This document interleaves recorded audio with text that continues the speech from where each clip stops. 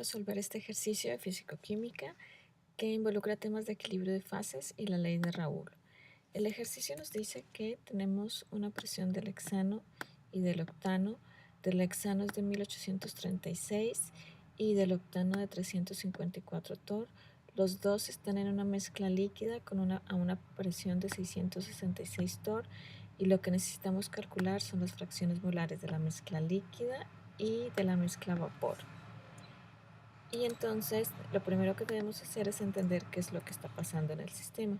Tenemos una fase vapor y una fase líquida en equilibrio, y en cada una de las fases hay fracciones molares tanto del hexano como del octano, y en la fase vapor también van a haber fracciones del hexano y del octano, y esto es lo que nos tenemos que calcular.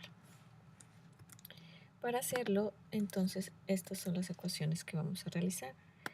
La ley de Raoul nos dice que la presión en equilibrio de una solución es igual a la suma de sus presiones parciales, y la presión parcial corresponde a la fracción molar del componente en la fase líquida por la presión de vapor.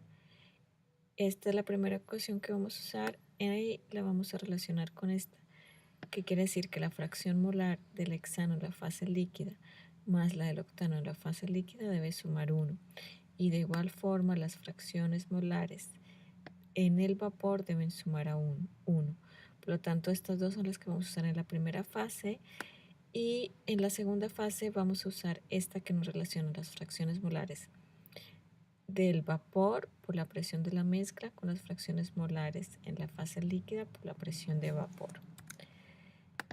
Entonces, la fracción molar del octano va a ser igual a 1 menos la fracción del hexano, y esto lo vamos a usar para sustituirlo acá, porque tenemos que la fracción molar del octano por la presión del octano más la fracción molar del hexano por la presión del hexano es igual a la presión total de la mezcla líquida. Entonces sustituimos esta parte aquí, y al final lo que nos queda es esta ecuación, donde, si observamos, nuestra única variable es la fracción molar del hexano en la fase líquida, porque si recuerdan, las presiones sí las tenemos como parte de información del ejercicio. Aquí están las presiones de la mezcla líquida, de vapor del octano y de vapor del hexano. Estas son las que vamos a usar. Y aquí ya vamos a sustituir los valores.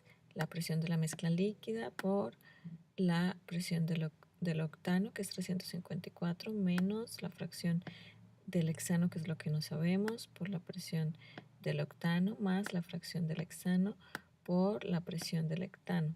Estos dos términos los podemos sumar para que nos quede esta ecuación organizada de esta forma, y de aquí lo que necesitamos despejar es la fracción molar del hexano en la fase líquida. Haciendo esto tenemos que nos queda que es 312 entre 1482.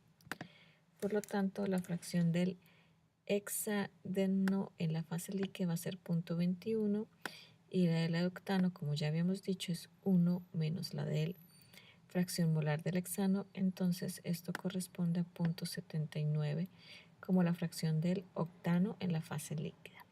Y esta es la primera parte del ejercicio.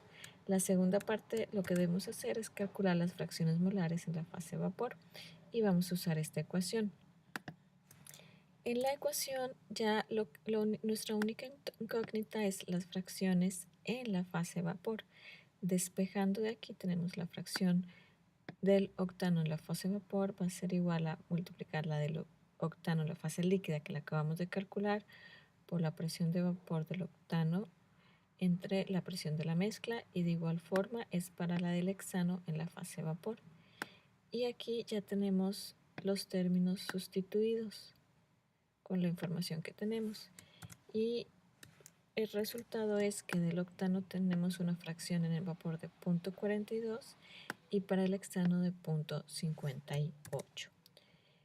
Y es así entonces como terminamos de realizar este ejercicio. Tenemos las fracciones del octano en el vapor y del octano y del hexano en el vapor, y del octano y del hexano en el líquido.